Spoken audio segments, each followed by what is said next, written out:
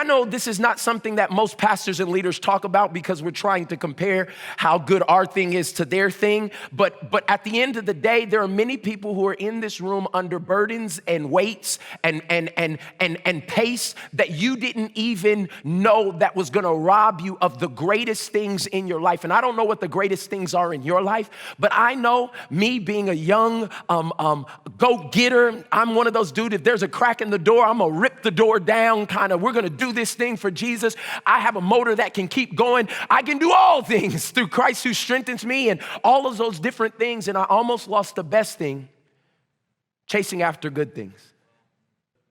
And this may not be your situation exactly, but I think in every leader, there's a part of us that wants to make God's plan for our life come to pass in a timing that maybe he's not on. And what that does is that makes us start striving. Everybody say striving. Yeah, that word means using all of our effort and energy to do something. And what God told me 2 years ago is he said, Michael, I don't want you to strive for anything. I want you to stride, S-T-R-I-D-E. Write that word down. It's probably a word that you don't use often, but stride means to walk in long, decisive steps in an intentional or a specific direction. And we came to the conclusion that changed my life forever. As we searched the scriptures, we found that Jesus did and fulfilled every messianic prophecy ever spoken about him.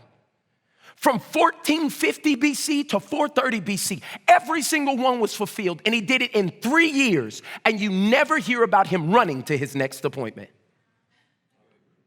Think about it. Like Jesus walked at a pace that he was able to do everything he was called to do, but never, ever everything he could do. You know, this word potential is one of those real kind of funny words because Jesus never reached his potential. He finished his purpose.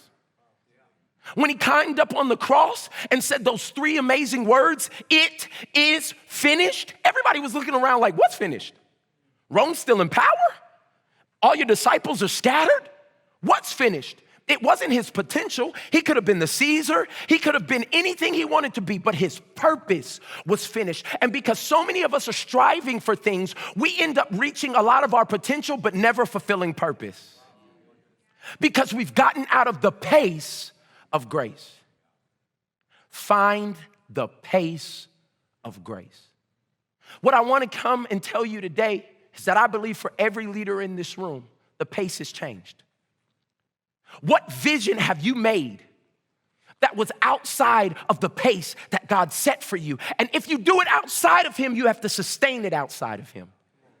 And that's where burnout comes. And I know you want to open 10 campuses in the next 10 months because that's what you told everybody. But would you rather do it on your strength? Or would you rather do it with the backing of Almighty God? I came all the way from Tulsa, Oklahoma on assignment today with a burden in my heart and a passion and a fire to encourage somebody that was feeling like God may have forgotten about you. No. It's time to reevaluate the pace. I know you've been running like this for a decade, 2 decades, 3 decades. I know you've been running like this since the beginning of the year, trying to do something great for God, but you cannot help God do what he's already planned to do in your life. All you can do is obey him.